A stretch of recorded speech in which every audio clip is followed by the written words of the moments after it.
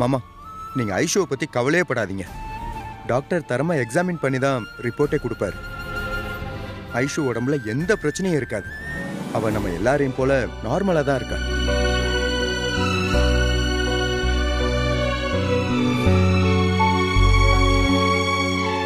நீங்க பயப்படவே வேண்டாம். டாக்டர் கிட்ட இப்பதான் நான் பேசினேன்.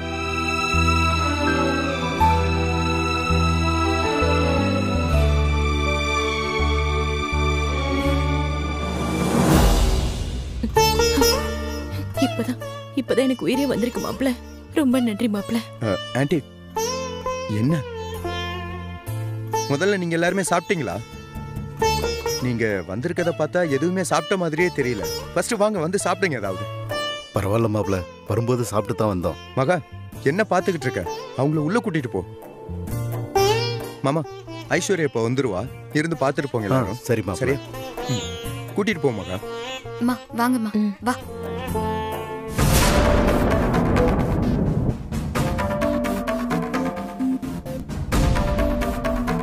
அக்கா, உன் சின்ன மகனை விட பெரிய பையன் மாமனார் மாமியார் உபசரிப்பு தான் ரொம்ப பயங்கரமா இருக்கு. எல்லாத்தையும் பார்த்துட்டு தாண்டா இருக்கேன் புலி.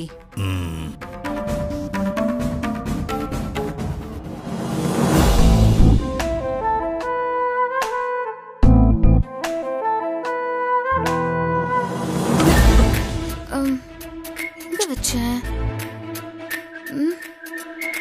கீழே விழுந்திருக்குமோ?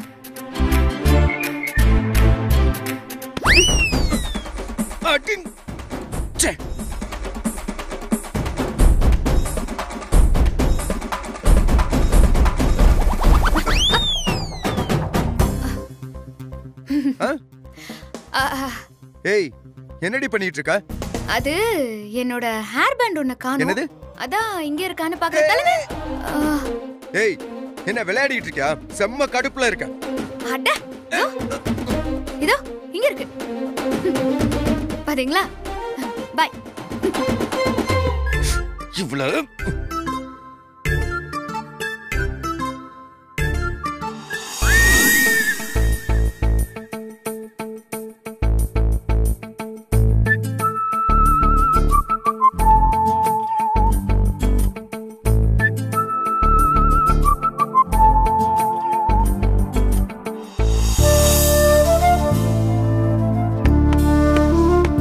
பாரு மகா, எல்லா நேரமும் இந்த மாதிரி ஏதாவது பண்ணிக்கிட்டு இருக்காது. அடுத்தவங்க என்ன மனநிலையில இருக்காங்கன்னு புரிஞ்சுக்கிட்டு அப்புறம் உன் விளையாட்டெல்லாம் வச்சுக்கோ. சரியா? விக்ரம், நான் அப்படி என்ன பண்ணிட்டேன்? ஏன் ஒரு மாதிரியா பேசுறீங்க இப்போ? அது ஒண்ணும் இல்ல. கோயில்ல எங்க அம்மா எனக்காக அந்த மண்சோரை சாப்பிட்டதை பார்த்ததும் எனக்கு ஒரு மாதிரி ஆயிடுச்சு. இன்ஃபேக்ட் இப்போ வரைக்கும் அது என் மனசுக்குள்ள அப்படியே நின்னுகிட்டு இருக்கு. அவங்க வயசுக்கு இதெல்லாம் செஞ்சா உடம்பு தாங்குமா? ஆனா என் மேல உள்ள பாசத்துல இப்படி எல்லாம் கஷ்டப்பட்டு நேர்த்திக்கடனை நிறைவேற்றிட்டு இருக்காங்க. ஆஹா, அத்தையோட பெர்ஃபார்மன்ஸ் ஹெவியா ஒர்க் அவுட் ஆகுதே. பரவாயில்ல விக்ரம், அவங்க யாருக்காக இதெல்லாம் செஞ்சாங்க? உங்களுக்காக தானே. நல்லதை நினைச்சிட்டு நேர்த்திக்கடன் செய்யறவங்களும் நல்லாதான் விக்ரம் இருப்பாங்க. ஏய், எல்லாம் ஒன்னாலதான் தெரியுமா? நீ மட்டும் மனமேடையில நான் சொன்ன மாதிரி கல்யாணம் வேண்டான்னு சொல்லியிருந்தீங்கன்னா இதெல்லாம் ஏன் நடக்க போகுது? என்னமோ நம்ம 100 வருஷம் சேர்ந்து வாழ போற மாதிரி இந்த நேர்த்திக்கடன் எல்லாம் தேவையா? போ சொல்லு. வாழ போறது என்னமோ 6 மாசமா என்னமோ தான். அதுக்காக என் அம்மா இவ்வளவு கஷ்டப்படணுமா?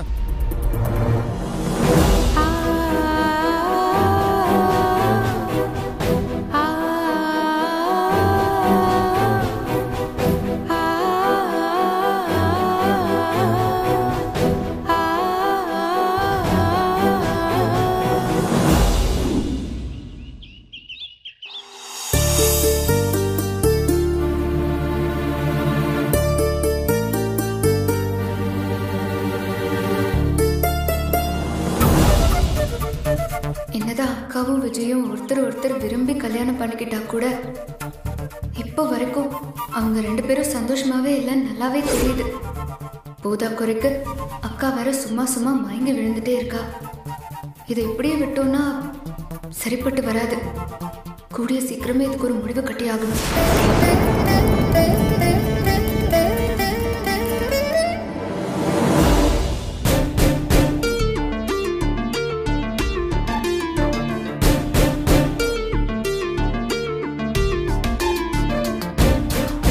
பேசாம ஹனிமூன் மாதிரி ஏதாவது ஒரு ட்ரிப் பிளான் பண்ணலாமா?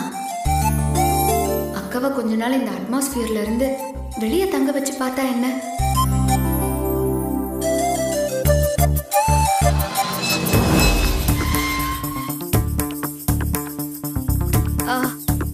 ஸ்வேதா, கொஞ்சம் மேல பாரு.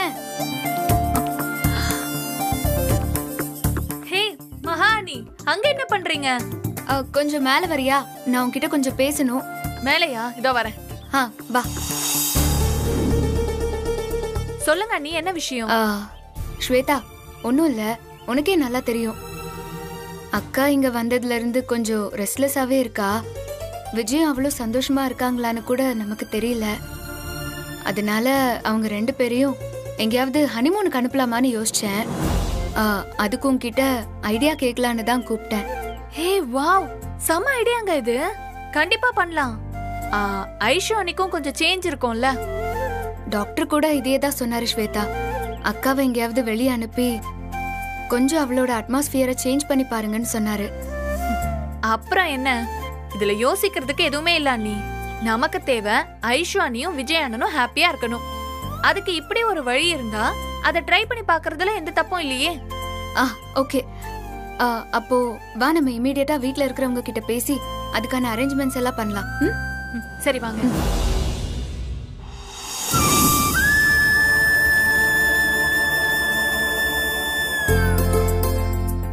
என்னங்க, நானும் சுபாவும் கடத்தெரு வரைக்கும் போயிட்டு வரோம். சுபாக்கு ஏதோ ட்ரெஸ் தைக்கணுமா, அதுக்கு என்னையும் கூப்பிட்டு இருக்கா.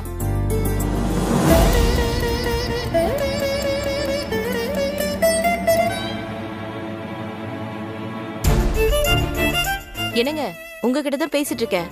காதுல விழுகுதா இல்லையா?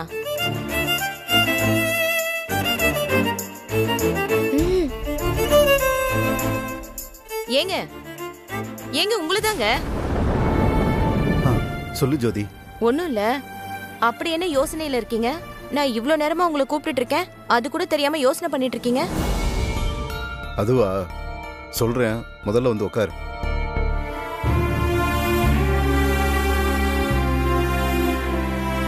அது வேற ஒண்ணும் இல்ல ஜோதி. நம்ம 2 பொண்ணுங்களும் கல்யாணம் ஆகி போய் 1 வாரம் ஆச்சு. ஆனா இன்னும் நம்ம மாப்பிள்ளைங்களை அழைச்சு விருந்து வைக்காம இருக்கமே, அதை பத்தி தான் யோசிச்சுக்கிட்டு இருந்தேன். இத பத்தி நானும் உங்ககிட்ட பேசணும் தாங்க இருந்தேன். எங்க சின்னம்மா கூட நேத்தே ஃபோன் பண்ணி கேட்க ஆரம்பிச்சிட்டாங்க. என்னடி பொண்ணு மாப்பிள்ளை அழைச்சிட்டு வந்து விருந்து வச்சிங்களா இல்லையான்னு. அப்படியா? எனக்கும் அவங்க தான் ஃபோன் பண்ணி இந்த மாதிரி விஷயங்களை காலகாலத்தில் செஞ்சு முடிச்சிடணும், இப்படியே தள்ளிக்கிட்டே போச்சுன்னா குறையா போயிடும்னு சொன்னாங்க. அப்பா, அக்காங்களையும் மாமாங்களையும் நம்ம வீட்டுக்கு விருந்துக்கு கூப்பிடுறது நல்லது தானப்பா. அதுக்கு ஏன் 2 பேரும் இவ்ளோ ஃபீல் பண்ணிட்டு இருக்கீங்க?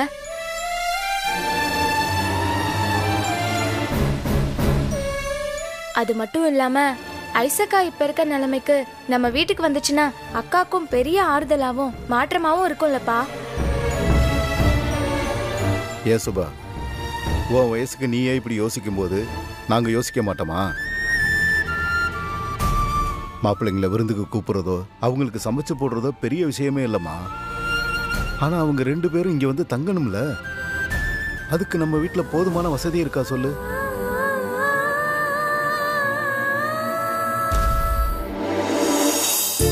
ஐயோ, அது வேற இருக்குல்ல, நான் மறந்துட்டேன்ப்பா, சாரி. இதுக்கு எதுக்குமா சாரி சொல்ற? அக்கா 2 பேரும் வீட்டுக்கு வரணுங்கிற ஆர்வத்துல நம்ம வீட்டு சூழ்நிலையை மறந்துட்டேன், அவ்வளவுதானேம்மா. நானும் முதல்ல ஒன்ன மாதிரி தான் ஃபோன் பண்ணி பிள்ளைங்களை வீட்டுக்கு வர சொல்லணும்னு நினைச்சேன். அப்புறம் தான் தோணுச்சு, மாப்பிள்ளைங்க 2 பேரும் சகல வசதியோட வாழ்றவங்க, சொகுசாவே இருந்து பழக்கப்பட்டவங்க. ஆனா நம்ம வீடு அப்படியா இருக்கு சொல்லு?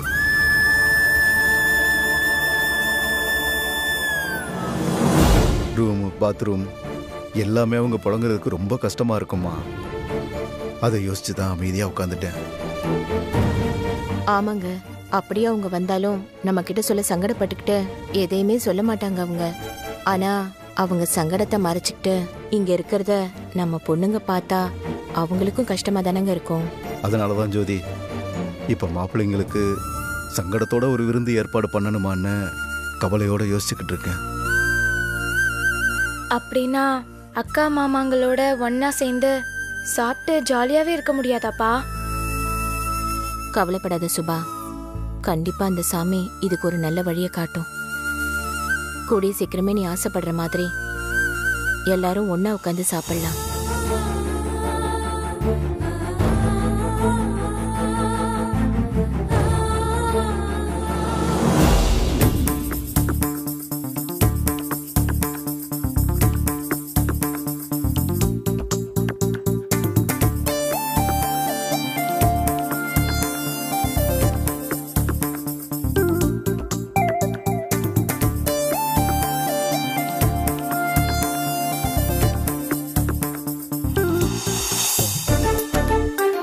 என்னம்மா ஸ்வேதா, எதுக்காக வர சொன்ன?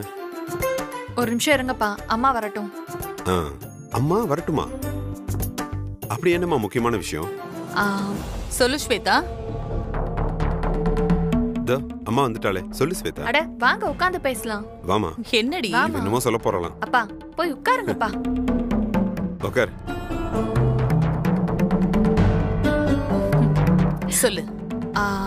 அம்மா, உங்களுக்கே நல்லா தெரியும், விஜய் அண்ணா ஐஷோட கல்யாணமே கொஞ்சம் அடிச்சு புடிச்சுதான் நடந்தது. கல்யாணம் முடிஞ்சு இப்ப வீட்டுக்கு வந்த வரைக்கும் ஐஷு அண்ணி ரெஸ்ட்லெஸ்ஸா தான் இருக்காங்க. ஒரு பக்கம் விக்ரம் அண்ணனும் மகா அண்ணியும் சந்தோஷமா இருக்கும்போது விஜய் அண்ணாவும் ஐஷு அண்ணியும் வாழ்க்கைய ஆரம்பிக்காம இருக்கிறத நினைச்சா மனசுக்கு ரொம்ப சங்கடமா இருக்குமா.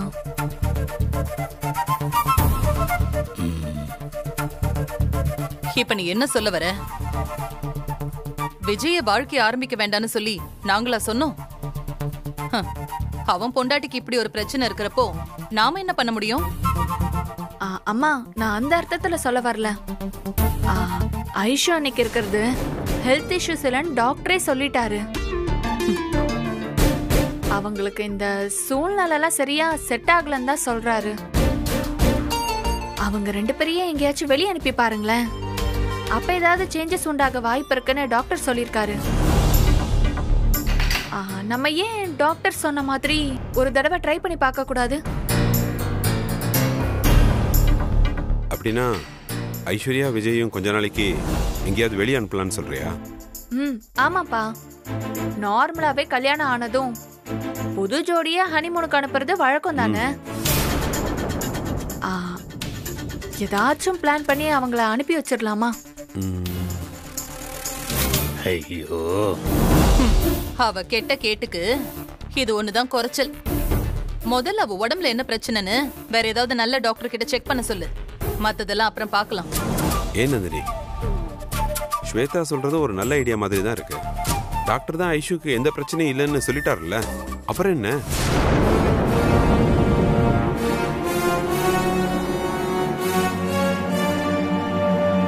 இவர் வேற அப்புறம் என்னன்னு சொல்லிட்டே இருக்காரு.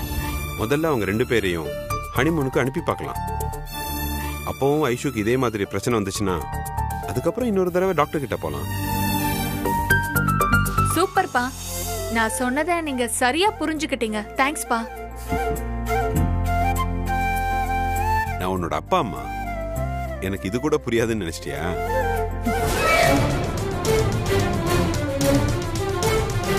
வாயை வச்சுக்கிட்டு சும்மானே இருக்க மாட்டாரு. டேய் புலி, அம்மா போய் நான் விஜயை வர சொன்னேன்னு சொல்லி கூட்டிட்டு வா. அந்த கூட்டு வரேன் மாமா.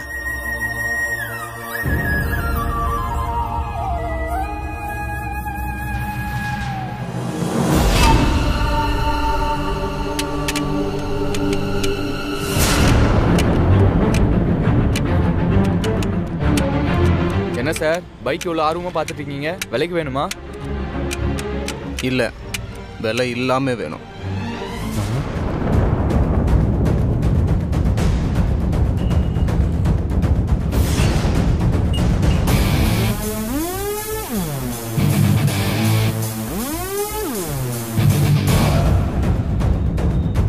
அடப்பாவி, நீயா?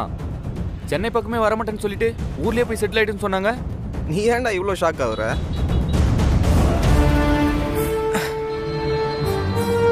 நானும் இந்த சென்னை விட்டு போயிடலாம் தான் பார்க்குறேன். ஆனால் இந்த சென்னை தான் என்னை விட்டு தொலைய மாட்டேங்குது. நான் என்ன பண்ணுறது சொல்லு?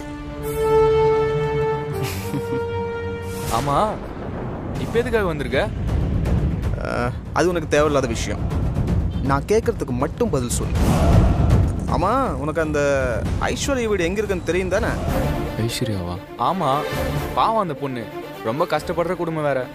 அந்த பொண்ணோட அப்பாலாம் ரொம்ப மரியாதையா பேசுவாரு. இந்த பக்கம் வந்தாவே என்னை பார்த்து பேசிட்டு தான் போவாரு. ஏய் டேய் சீ,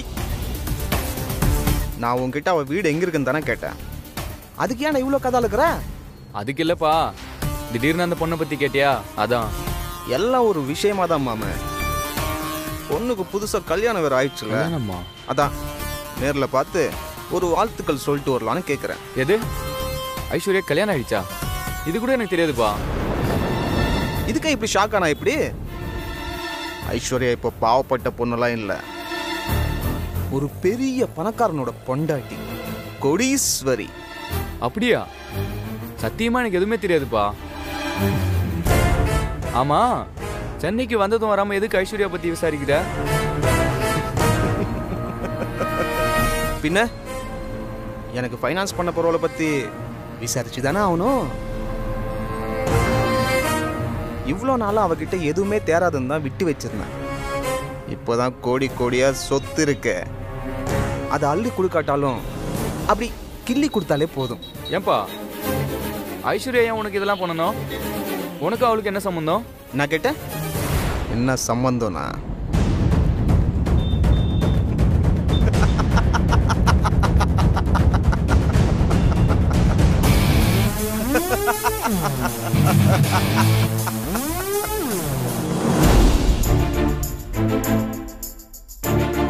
என்னப்பா கூட்டு வர சொன்னீங்களா? சொல்றேன். முதல்ல போய் உட்காருப்பா, அப்புறம் சொல்லுவாரு போ.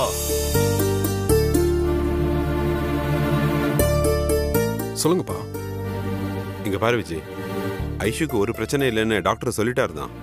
அதுக்காக நாம அப்படியே இருந்துடக்கூடாது. நீ என்ன பண்ற, கொஞ்ச நாளைக்கு ஐஸ்வர்யாவை கூட்டிட்டு எங்கேயாவது வெளியூருக்கு போயிட்டு வாங்க. ஐசு கூட்டிட்டு கொஞ்ச நாளுக்கு வெளியூர் போகணுமா? ஏன்பா? என்ன நான் இப்படி கேக்குறேன்? அண்ணியோட அட்மாஸ்பியரை வேணும்னா கொஞ்ச நாளைக்கு மாத்தி பாருங்கன்னு டாக்டர் சொன்னதை நீ மறந்துட்டியா? எனக்கு ஞாபகம் இருக்கு ஸ்வேதா, ஆனா அதுக்கு இப்ப என்ன அவசரம் தான் நான் கேக்குறேன். ஏயா சின்ன மாப்பிள்ள, கல்யாணம் ஆகி 6 மாசம் கழிச்சு ஹனிமூனுக்கு போவாங்க, உடனே தான் ஏன் போவானுங்க? இது கூட தெரியல. அப்பா, இவ்வளவு நேரமா எங்க ஹனிமூனை பத்தியா பேசிட்டு இருந்தீங்க? அப்படியே வச்சுக்கலாம்டா. ஆனா பர்பஸ் என்னவோ ஐஷுக்கு இருக்கிற அவ சௌகரியத்தை போக்கணுன்றதுக்காக தான். உன் கூட தனியா நிறைய டைம் ஸ்பெண்ட் பண்ணானா அவளுக்கும் ஒரு சேஞ்சா இருக்கும்ல. நீங்க சொல்றதெல்லாம் ஓகே தான்ப்பா, ஆனா எங்களுக்கு மட்டுமா புதுசா மேரேஜ் ஆயிருக்கு? விக்ரமுக்கும் மகாவுக்கும் கூட தான் புதுசா மேரேஜ் ஆயிருக்கு. அப்படி பிளான் பண்றதா இருந்தா அவங்களுக்கும் சேர்த்தே பிளான் பண்ணலாமே.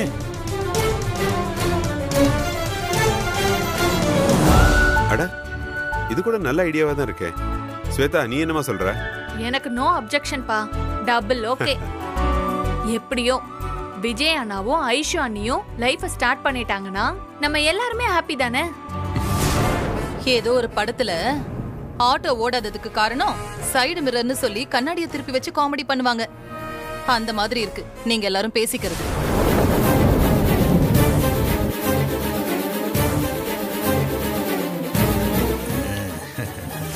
முதல்ல அவளுக்கு என்ன பிரச்சனைன்னு உங்க யாருக்கும் தெரியாது. அதுக்குள்ள எல்லாரும் பெரிய டாக்டர் மாதிரி ஆளாளுக்கு அட்மாஸ்பியர் மாறினா சரியாயிடும்னு வைத்தியம் சொல்லிட்டு இருக்கீங்க.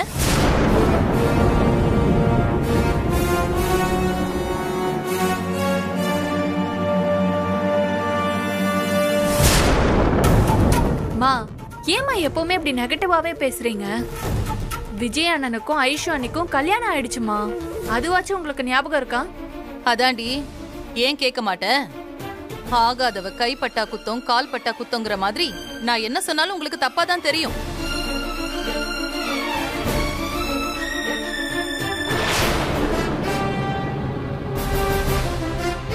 இங்க 4 பேர் இருக்கிற இடத்துல மயங்கி விழுந்தானா ஹாஸ்பிட்டலுக்கு தூக்கிட்டு ஓட நாம 4 பேரும் விஜயோட இருக்கோம்.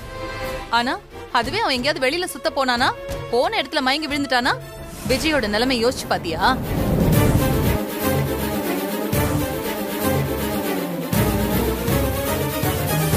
மா, ஏமா அவளை ஒரு பேஷண்ட் மாதிரியே ட்ரீட் பண்றீங்க? அவ பேஷண்ட்லாம் கிடையாதுமா, அவ நல்லா தான் இருக்கா. ரிசப்ஷன், கல்யாணம், அப்புறம் குலதெய்வம் கோயில்னு அவளுக்கு கொஞ்சம் கூட ரெஸ்டே இல்லம்மா. அதனாலதான் அவ மயக்கம் போட்டு விழுந்துட்டா. மத்தபடி நீங்க கற்பனை பண்ற மாதிரிலாம் சீரியஸா எதுவுமே கிடையாதுமா. அதான் விஜய் தெளிவா சொல்லிட்டான்ல, அப்புறம் என்ன? விக்ரம் கிட்ட நான் பேசுறேன். சீக்கிரம் 2 ஜோடியையும் ஹனிமூனுக்கு அனுப்புறோம். ஓகே தானம்மா? ஓகேப்பா.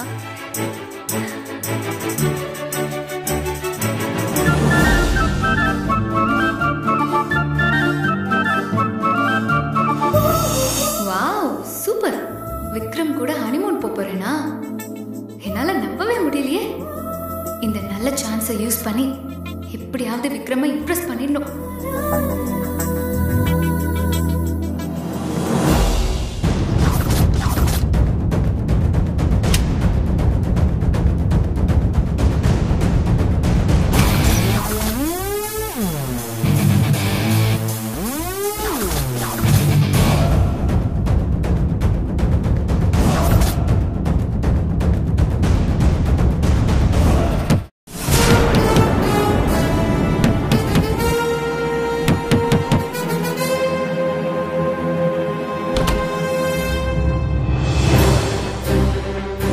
யார் நீங்க?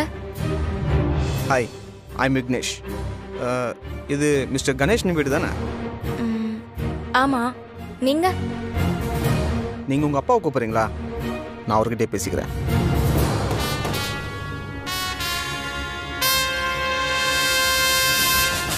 அப்பா, உங்களை பார்க்க யாரோ வந்திருக்காங்க. அதை வரேம்மா.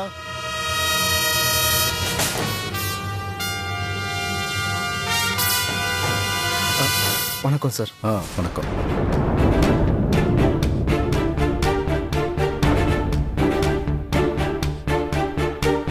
தம்பி யாருன்னு பிடிபடலையே. என்ன உங்களுக்கு தெரியாது சார். வீடு வாடகைக்கு தேடிட்டு இருக்கேன். உங்ககிட்ட கேட்டால் கிடைக்கும்னு சொன்னாங்க.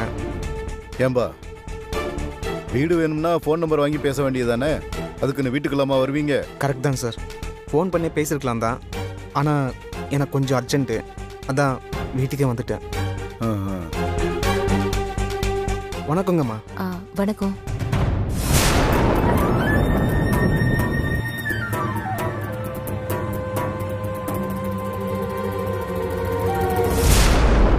தம்பி. சார், உங்கள் அர்ஜென்ட்டுக்கெல்லாம் வீடு கிடைக்காது. உங்களுக்கு எப்படி வீடு வேணும்னு சொல்லி ஃபோன் நம்பர் கொடுத்துட்டு போங்க. உங்களுக்கு தகுந்த வீடை பார்த்துட்டு நானே கால் பண்ணுறேன்.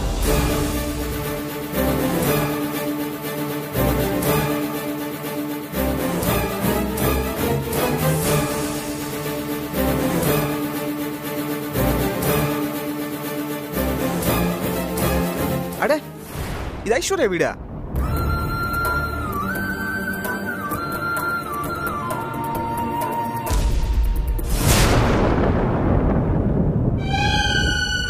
ஆமா, எங்க அக்காவும் உங்களுக்கு எப்படி தெரியும்?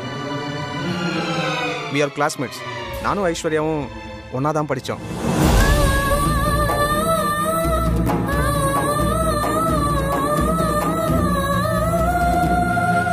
ஆமா, ஐஸ்வர்யா இப்போ எங்க இருக்கா? வீட்டில் இருக்காளா? பார்க்கலாமா?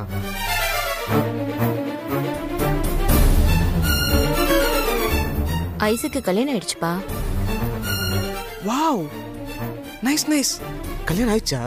ஆமா, இப்போ எங்க இருக்கா? அவ புருஷன் வீட்டில் இருக்கா. தம்பி, உனக்கு என்ன மாதிரி வீடு வேணும்னு சொல்லிட்டு கிளம்பு. வீடு பார்த்துட்டு சொல்றேன். வீடு என்ன சார், சும்மா ஒரு சிங்கிள் பெட்ரூமு, ஒரு ஹாலு, கிச்சன், அட்டாச்சு பாத்ரூம், இது இருந்தால் போதும் சார். இருக்கான்னு பார்த்துட்டு இந்தாங்க, இந்த நம்பருக்கு கால் பண்ணுங்க.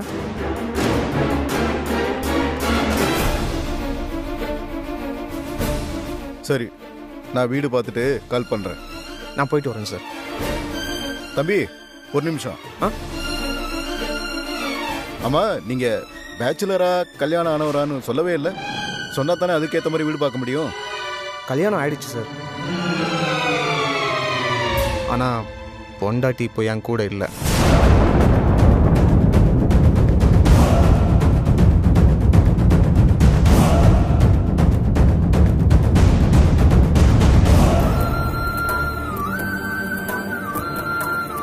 ஏங்க, யாருங்க இந்த பையன்? பார்வையும் பேச்சும் கொஞ்சம் கூட சரியா இல்ல.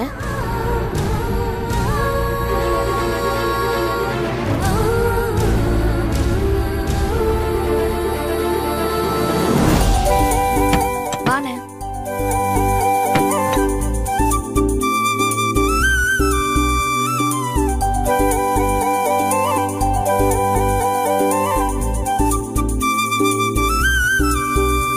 வாடா விக்ரம், வந்துட்டியா? உனக்காக தான் வெயிட் பண்ணிக்கிட்டு இருந்தேன். என்னாச்சுப்பா? சொல்லுங்கப்பா. ஒன்றும் இல்லைடா, உன்னையும் மகாவையும் ஹனிமூனுக்கு அனுப்பலான்னு பிளான் பண்ணியிருக்கோம். வாட்?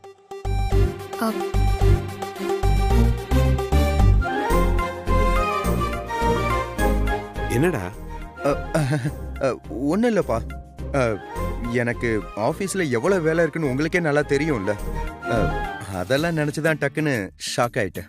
வேலையெல்லாம் அப்புறம் வந்து பார்த்துக்கலாம்டா. முன்னாடி மாதிரி ஆஃபீஸ்க்கு போய் தான் எல்லா வேலையும் பார்க்கணுன்னு இருக்கா என்ன? அதான் எங்கே இருந்தாலும் ஒர்க்கை மானிட்டர் பண்ணுற எல்லா வசதியும் நம்மக்கிட்ட இருக்குல்ல, அப்புறம் என்னடா? இல்லைப்பா, சும்மா ஜஸ்ட் மானிட்டர் பண்ணுறதுனா பரவாயில்ல. ஆனால் எனக்கு இம்பார்ட்டண்டான நிறைய கிளைண்ட் மீட்டிங்லாம் இருக்குது. என்னால் அதெல்லாம் ஸ்கிப் பண்ணவே முடியாது டாடி. தயவு செய்து கம்பல் பண்ணாம விஜயும் ஐஸ்வர்யா மட்டும் போயிட்டு வர சொல்லுங்க. டேய், அவன் என்னடானா நீ வரலன்னா போக மாட்டேன்னு சொல்றான். நீ என்னடானா இப்படி சொல்ற? அதெல்லாம் முடியாது விக்ரம். நீ மகாவை கூட்டு போய் தான் ஆகணும். எல்லா செலவையும் நானே பார்த்துக்கிறேன், ஓகேவா? டாடி, செலவெல்லாம் ஒரு விஷயமா? நான் அதுக்காகலாம் போகலன்னு சொல்லலை. அப்புறம் ஏன் போலன்னு சொல்ற? உனக்கும் மகாவுக்கும் ஏதாவது பிரச்சனையா? அப்படிலாம் ஒண்ணுமே இல்லையே. வேணா மகா கிட்டயே கேட்டு பாருங்க.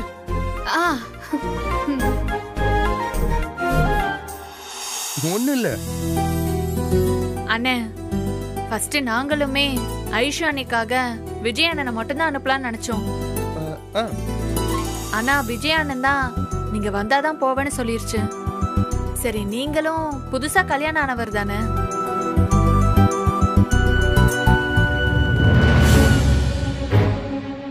அதான் உங்க 2 பேரையுமே ஒன்னா ஹனிமூனுக்கு அனுப்பலான்னு பிளான் பண்ணிருக்கோம். நீயும் சும்மா புரியாம பேசாத ஸ்வேதா. என்னாலலாம் போக முடியாது. சொன்னா கொஞ்சம் கேளுங்க. விக்ரம், இங்க பாருப்பா, அப்பா சொல்றத கொஞ்சம் பொறுமையா கேளு. இந்த ஹனிமூன் பிளானே ஐஸ்வர்யா கொஞ்சம் நார்மல் ஆகணும்னு தான். உன் தம்பி லைஃப் நல்லா இருக்கணும்னு உண்மையிலேயே நீ நினைச்சன்னா நீயும் அவன் கூட போயிட்டு வா.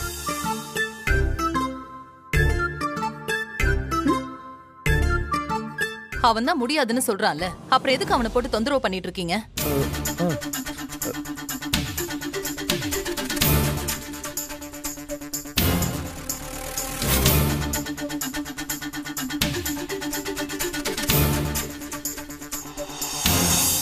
ஆமா, நான் என்ன மட்டும் பத்தி யோசிச்சுதான் போக வேண்டாம்னு நினைச்சேன். ஆனா இவனுக்காக போய் தான் ஆகணும்னு நான் முடிவே பண்ணிட்டேம்மா.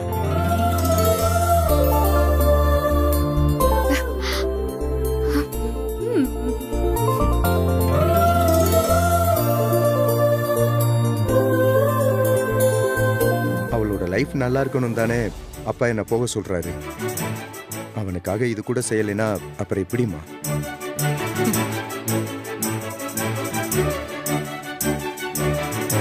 அப்பா, நானும் அவன் கூட போறேன்.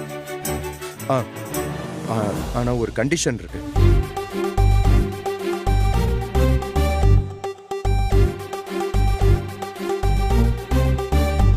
சொல்லுப்பா, என்ன கண்டிஷன்? எங்க கூட ஸ்வேதாவும் சரவணனும் வரணும். அப்பதான் நான் போறேன்.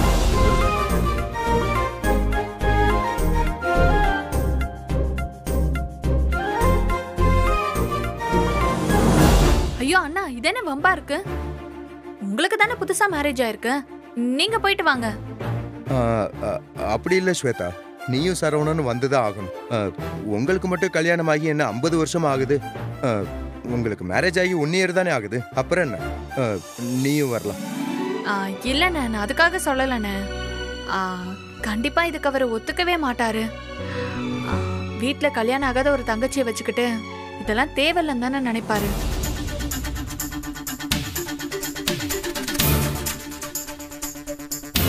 அப்படின்னா சரி, வேண்டாம். அப்ப இந்த பிளானை நம்ம அப்படியே கேன்சல் பண்ணிடலாம். உங்களை விட்டுட்டு நாங்க மட்டும்தான் போகணும்னா அப்படி ஒரு ட்ரிப்பே நமக்கு தேவையில்ல. இல்ல டாடி?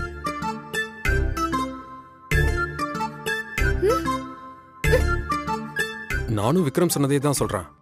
எங்களோட நீயும் சரவணனும் வர மாதிரி இருந்தாதான் நாங்க போவோம். இல்லனா அப்பேற்பட்ட ஹனிமூன் எங்களுக்கு வேண்டாம்.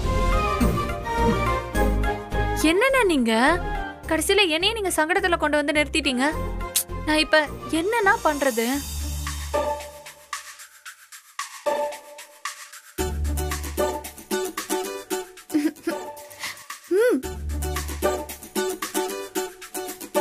நீ தானே இந்த ஐடியாவை கொடுத்த.